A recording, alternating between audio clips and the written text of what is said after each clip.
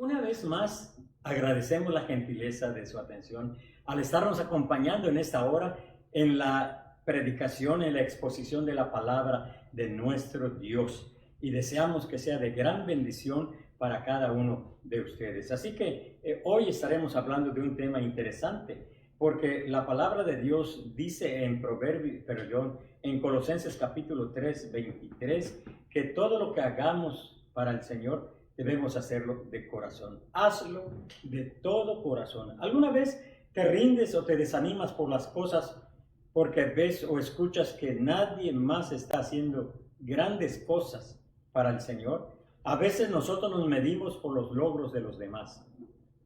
Si alguien está haciendo un trabajo excelente y está teniendo un ministerio fructífero, tal vez una iglesia grande, tal vez una iglesia numerosa, pero tú tienes una iglesia pequeña, una manada pequeña, como dicen las Escrituras. No trates de desanimarte por el hecho de compararte con otros, porque el Señor conoce los corazones y sabe cuándo el trabajo que nosotros hacemos lo estamos haciendo de corazón.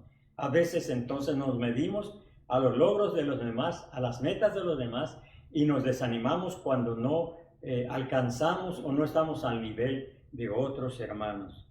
El hecho de que escuchemos de algo grandioso no significa que Dios piense que es grandioso o que ellos están en un nivel superior a nosotros o que nosotros estemos en inferioridad. Solamente Dios conoce los corazones. Me recuerda a la ofrenda de la viuda, porque el Señor Jesucristo estaba observando a los que pasaban para dar su ofrenda y Él hace alusión a la viuda que dio 2 blancas, porque era todo lo que tenía. Pero había otras personas que daban a lo mejor sumas de dinero mucho más grandes, pero ellos tenían mucho dinero. Ellos no estaban dando una ofrenda de sacrificio, no estaban dando lo mejor de su ofrenda. Ellos estaban dando lo que se les ocurría. Como muchos cristianos hoy en día, cuando pasa el platillo de la ofrenda, meten la mano en el bolsillo y están buscando la moneda más chica o el billete más ¿qué diríamos?, de menos valor para pasarlo y darlo como ofrenda. Y después nos vamos al restaurante y ahí con mucho gozo y sin protestar podemos pagar el 10, el 15 o el 20% de tip, independientemente de cuánto haya sido el consumo, pero nosotros lo damos con gusto y ni siquiera protestamos. Como que a veces nosotros somos injustos en estar pensando que Dios es un mendigo, que está mendigando tu ofrenda. Y Dios no necesita tu ofrenda, porque la ofrenda es la expresión del amor que nosotros tenemos al Señor. Dios no necesita, porque Él es el dueño del oro y la plata. Por eso la palabra de Dios nos dice que de lo recibido de tu mano te damos. En otras palabras, de lo que tú nos das, estamos devolviéndote. Pero tú no lo das y nosotros en fidelidad, como buenos mayordomos, te damos. Y entonces el Señor decía de la viuda, esta dio más que todos. A veces nos medimos entonces por los logros de los demás. El hecho de que escuchemos de algo grandioso no significa que nosotros estamos en inferioridad. La parábola de los talentos en Mateo capítulo 25, versículo 14 al 30, nos asegura que somos responsables de lo que Dios ha provisto, ni más ni menos. Y a lo mejor lo que Dios ha puesto en tus manos como mayordomo no es la misma cantidad de lo que ha puesto en mis manos, porque cada uno es responsable de los dones que Dios le ha dado y cada uno va a dar cuenta de sí. Nos quejamos de lo que se nos ha confiado porque es poco. Hay muchas personas que hacen eso. Hay muchas personas que si no ocupan un lugar prominente en el quehacer de la iglesia local, se sienten como que están menospreciados. Ay, no, yo tengo que hacer el aseo, yo tengo que manejar la van, yo tengo que contestar el teléfono, yo tengo que ayudar a los ancianos, yo tengo que hacer esto. No, lo que yo quiero es estar al frente, yo quiero dirigir los cantos, yo quiero que me vean, yo quiero predicar, yo quiero hacer esto, yo quiero enseñar, porque la gente lo que quiere es ser visto por los hombres. ¿No cree usted que es una actitud farisea? Porque los fariseos oraban en las esquinas para ser vistos por los hombres. Entonces nos quejamos de lo que se nos ha confiado pensando que es poco. Pero aunque sea poco o mucho lo que Dios te ha dado, dalo de buena gana. Como nosotros podemos decir, la viuda que nosotros encontramos en Marcos capítulo 12, versículo 42 y 44. Podemos leer la palabra del Señor cuando nos dice de la siguiente manera. Usted que está en su casa puede buscar ahí Marcos capítulo 12, versículo 42 al 44, cuando dice la palabra del Señor lo siguiente. Dice, mire, 12, versículo 42 al 44. Y vino una viuda pobre y echó 2 blancas, o sea, un cuadrante. Entonces, llamando a sus discípulos, les dijo, de cierto digo que esta viuda pobre echó más que todos los que han echado en el arca, porque todos han echado de lo que les sobra. Me llama mucho la atención esta expresión de la Biblia. ¿Cuántas veces usted le ha dado al Señor lo que le sobra?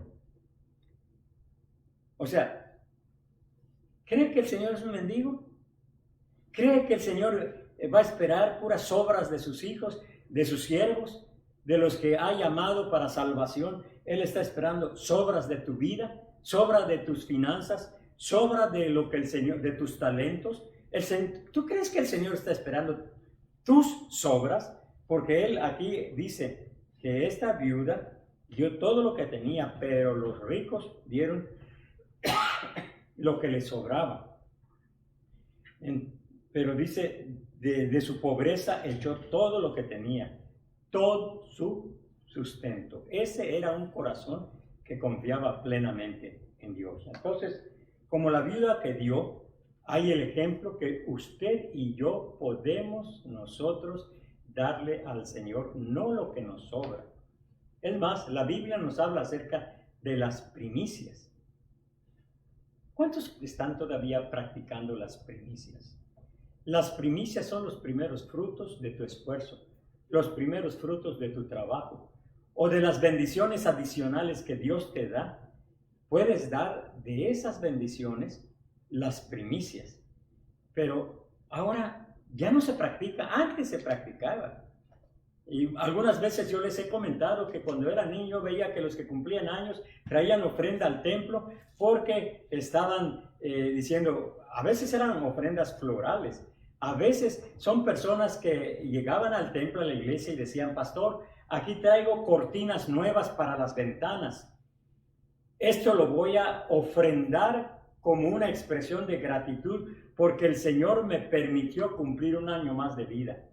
Otros pueden decir, yo voy a arreglar todo el altar, voy a presentar ofrenda floral en gratitud porque Dios escuchó mi oración y pudo sanar a mi papá, pudo sanar a mi mamá, a mi hijo, a mi hermano, etc. Pero yo traigo esto en expresión de gratitud al Señor de una manera práctica, no solamente de dientes para afuera, no solamente de palabras, porque la palabra del Señor también nos dice, este pueblo de labios me honra, pero su corazón está lejos de mí.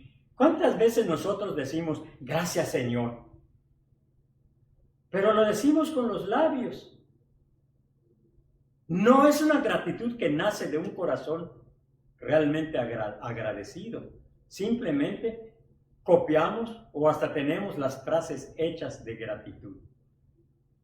Cuando nosotros oramos muchas veces usamos palabras o frases ya hechas.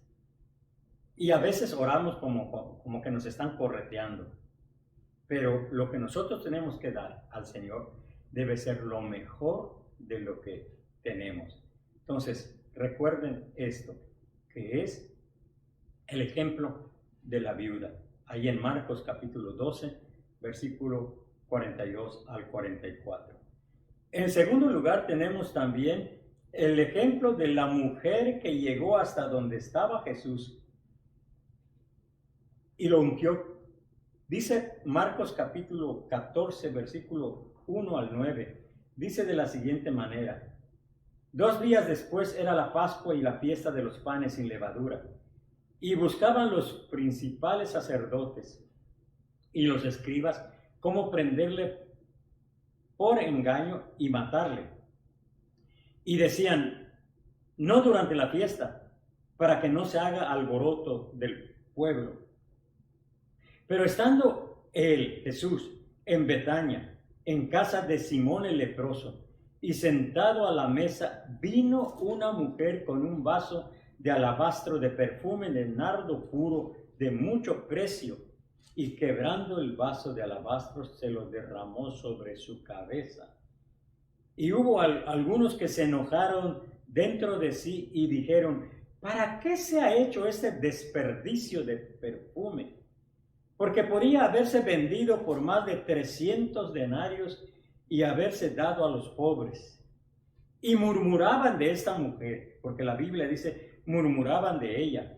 Pero Jesús dijo: dejadla, porque ¿por qué la molestáis? Buena obra me ha hecho. Siempre tendréis a los pobres con vosotros, y cuando queráis les podréis hacer bien, pero a mí no siempre me tendréis. Esta ha hecho lo que podía, porque se ha anticipado a ungir mi cuerpo para la sepultura. De cierto os digo, que donde quiera que se predique este evangelio en todo el mundo, también se contará lo que ésta ha hecho para memoria de ella. Qué cosa tan tremenda.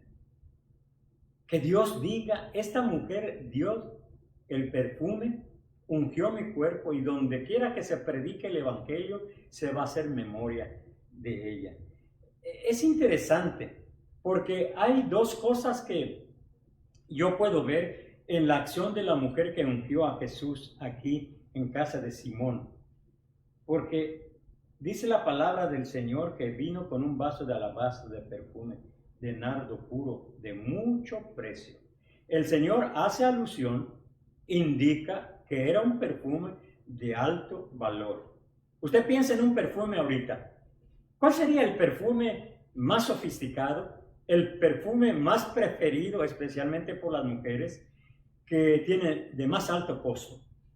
Bueno, si usted sabe de alguno de perfume de marca, piense que esta mujer usó algo similar, porque los que la vieron decían: este perfume es costosísimo, es de alto precio. Y ahí estos hombres, no sé si surgió en sus corazones la envidia, el celo, la hipocresía, porque decían: ay, se enojaron.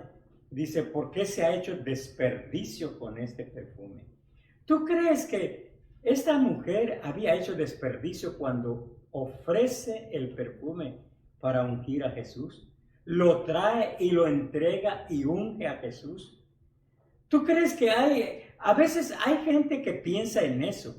Piensa que si tú vienes y ofreces al Señor y traes delante de Él en el altar una ofrenda de sacrificio, puede ser que alguna persona dice: ¿pero por qué? Esto es carísimo.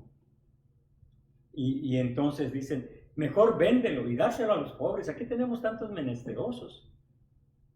Compra despensas y dáselo a los pobres, a los que están sin trabajo, a los extranjeros que están entrando aquí, a los que están enfermos, a las viudas, a los huérfanos, etcétera, etcétera. Se enojaron.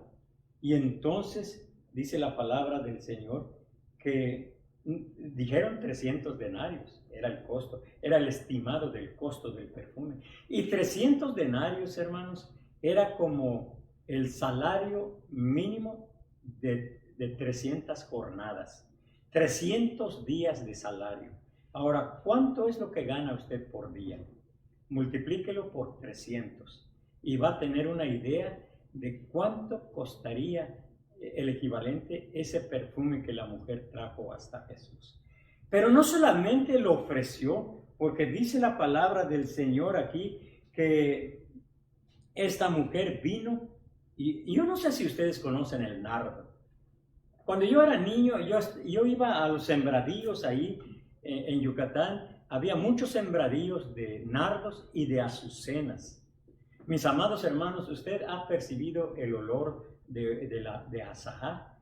Cuando es el tiempo que está floreciendo los naranjales y usted escucha o percibe el olor de estas flores, es excelente. Pues los nardos y las azucenas también son de excelente aroma que se percibe desde lejos. Yo recuerdo que íbamos de niño, íbamos a esos sembradíos, íbamos a caballo, y antes de llegar ya percibíamos el aroma porque el viento lo transportaba a lugares un tanto distantes y sabíamos que ya estábamos cerca de ese lugar.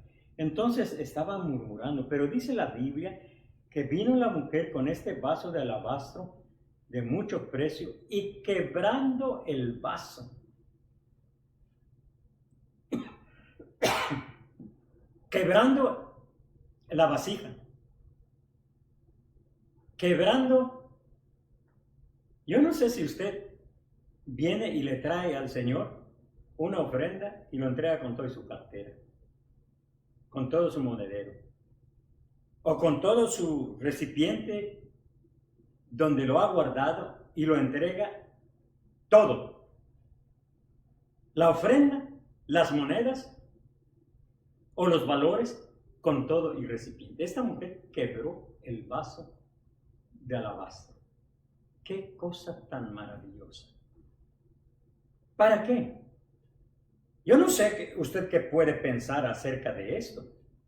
Puede ser que para que la mujer no tuviera alguna tentación de vaciar la mitad del vaso o de la vasija para ungir a Jesús y quedarse con la otra mitad.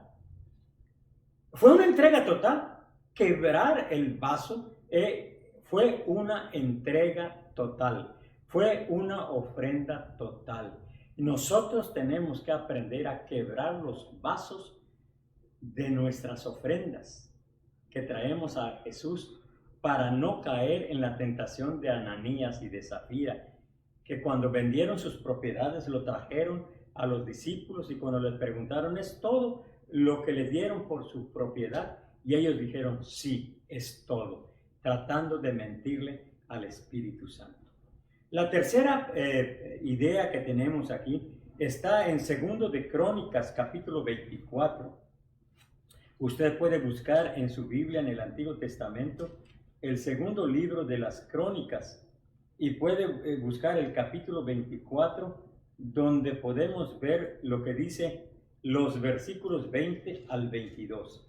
Segundo libro de las Crónicas, y entre paréntesis, no es segunda de Crónicas, es segundo libro de las Crónicas.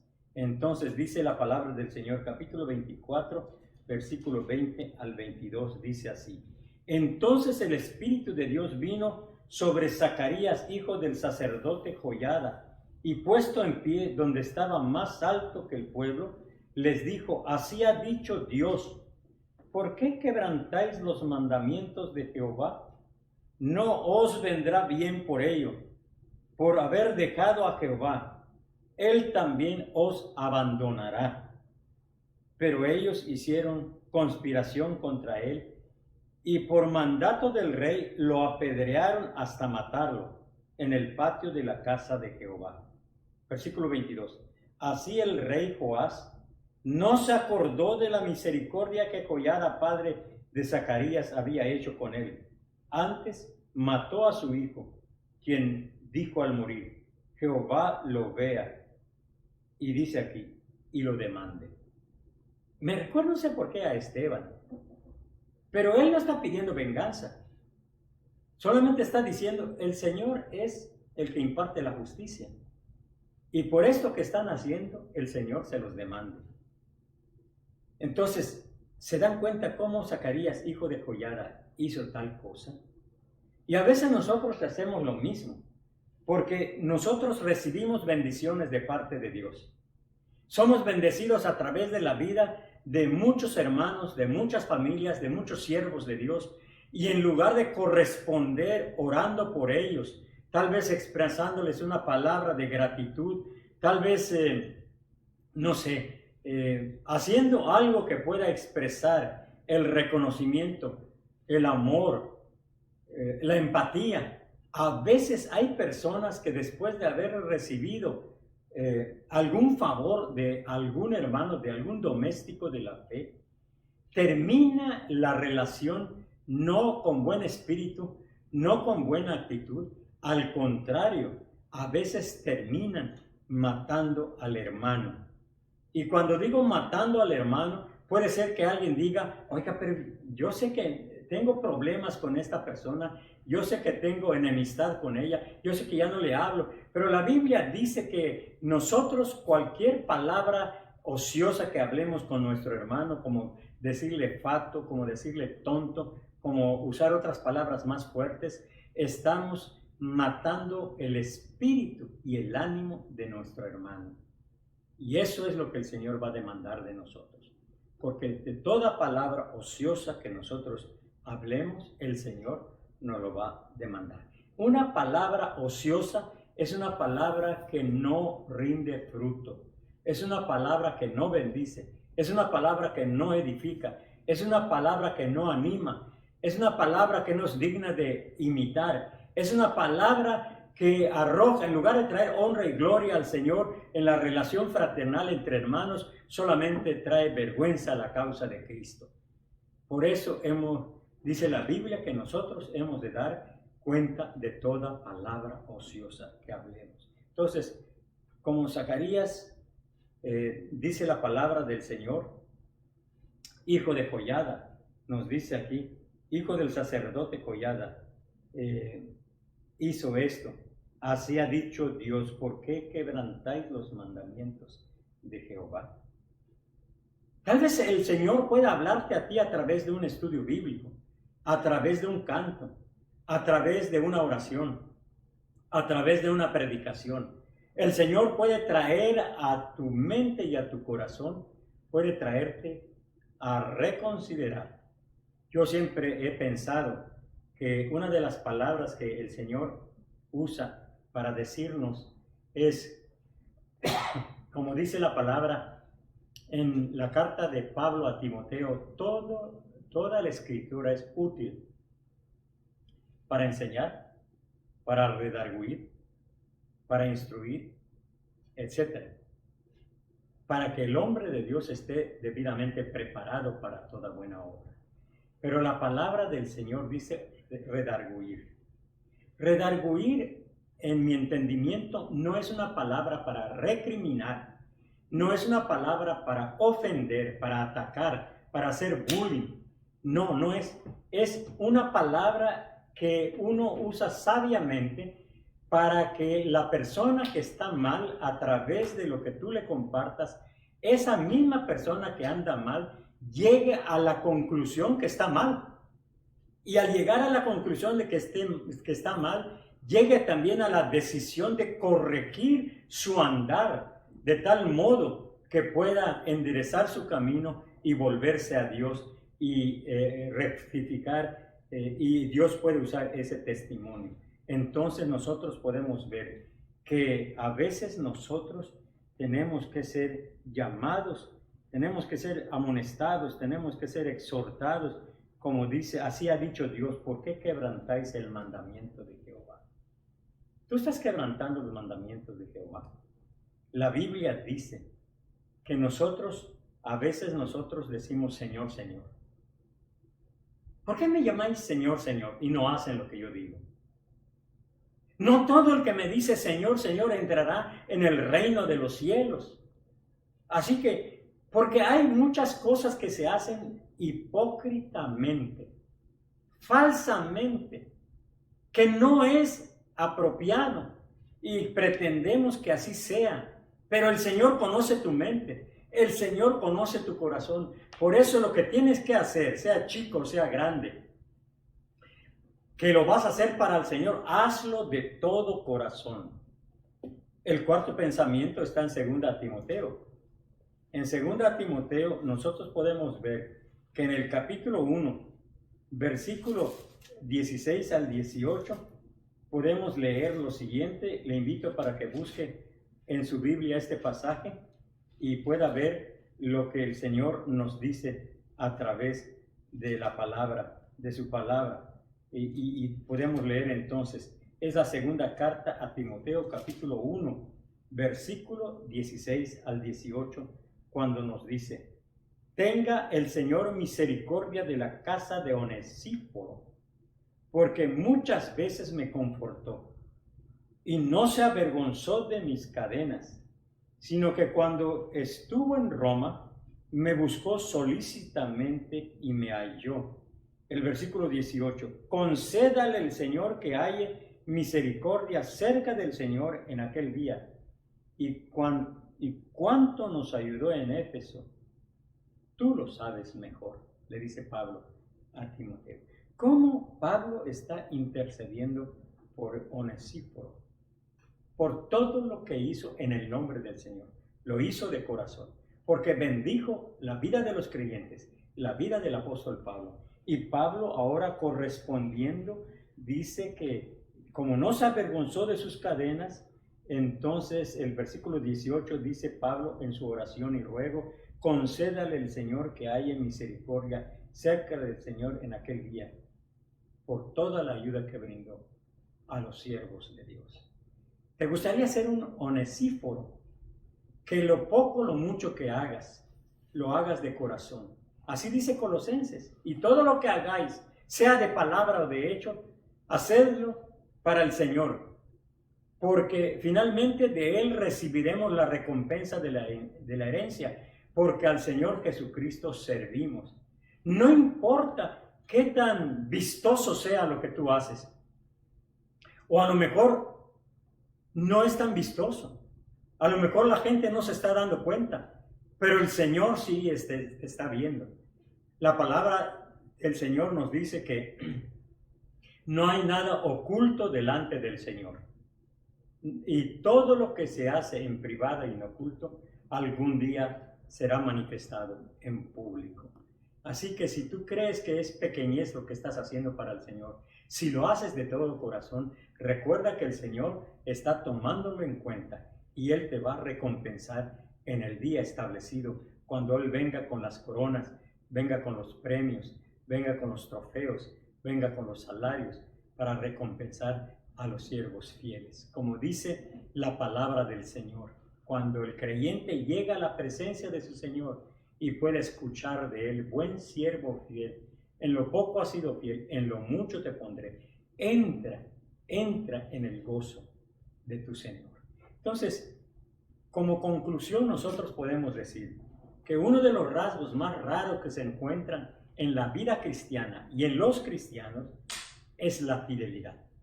La fidelidad en ser, no solamente en hacer hipócritamente, sino en ser auténtico, en ser también íntegro, obedeciendo al Señor, honrando al Señor a través de tu trato con tu esposo, con tu esposa, con tu maestro de la clase bíblica, con el anciano, con el diácono, con la madre, con el padre, con el amigo, con todos los que te rodean. Sé íntegro y haz todo. Si vas a hacer un bien, no lo hagas para sacar ventaja, no lo hagas para quedar bien con la persona que va a recibir el favor, sino que hazlo de corazón. Porque el Señor Jesucristo dice que si un vaso de agua damos al sediento, de cierto recibiremos la recompensa. Y alguien dirá: ay, pasar un vaso de agua, pues ¿qué tanto cuesta? ¿Eso cualquiera lo puede dar? Sí, cualquiera lo puede dar, pero no todos lo dan. No todos bendicen al sediento, no todos bendicen al hambriento, no todos bendicen al enfermo, no todos bendicen a los que están en la prisión, no todos bendicen a aquel que necesita una palabra de ánimo, no todos bendicen a aquel que tiene su corazón quebrantado por el dolor de la partida de un ser querido. No todos bendicen. El Señor Jesucristo dijo: por cuanto lo hicisteis a uno de estos pequeñitos, mis pequeñitos, a mí me lo hicisteis. Y algunos dirán: Señor, no entiendo esto, acláralo. ¿Cuándo te vimos enfermo para visitarte? ¿Cuándo te vimos en la cárcel para ir a verte? ¿Cuándo te vimos hambriento para compartir el pan? ¿Cuándo te vimos sediento para darte de beber? ¿Cuándo? ¿Cuándo? Y el Señor dice, por cuanto lo hicisteis a uno de estos pequeñitos, a mí me lo hicisteis. Como hizo la mujer que quebró el vaso de perfume para ungir a Jesús. Como hizo la viuda con las 2 blancas que echó en la ofrenda. Como hizo Onesíforo para bendecir a los siervos de Dios.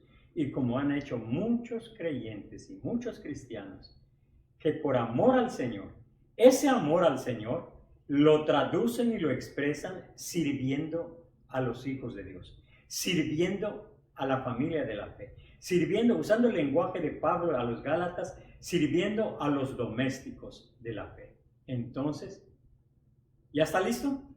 Todo lo que hagas, hazlo de corazón para el Señor.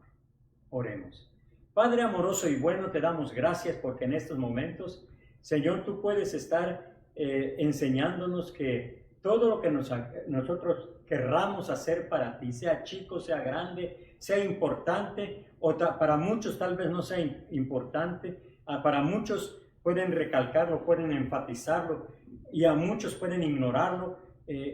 Todo lo que se hace para ti, de cierto tendrá su recompensa. Y lo que se hace aún en privado, tú lo vas a recompensar en público. Entonces, enséñanos a ser siervos obedientes, siervos fieles, siervos que cumplamos con nuestro cometido de servirte, de honrar y glorificar tu nombre a través del servicio para ti y el servicio para nuestros hermanos, el servicio para nuestro prójimo y todo aquel que necesite recibir de tu amor, de tu misericordia y de tu gracia. Ayúdanos, Señor, para que todo lo que hagamos, lo hagamos de corazón. En el nombre de Cristo Jesús te lo pedimos. Amén.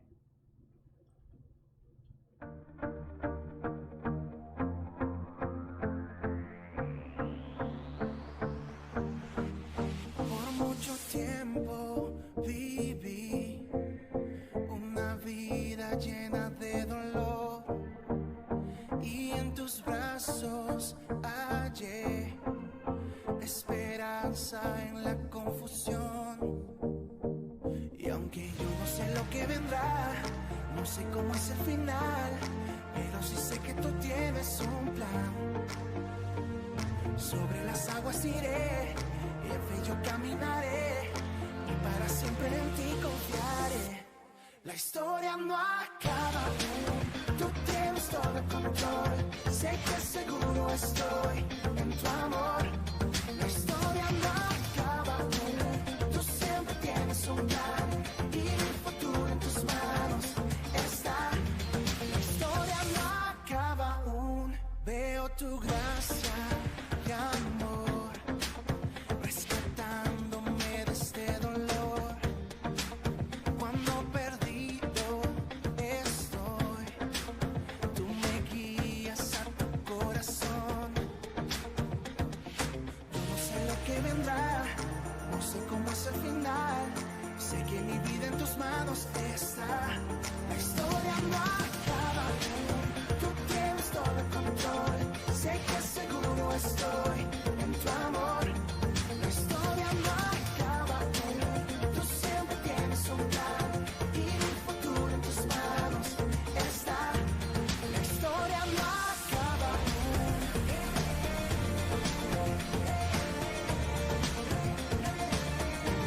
La historia no acaba aún.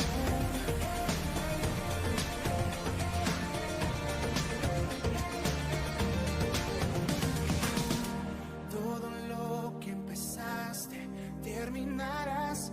Todo lo que fue roto, restaurarás.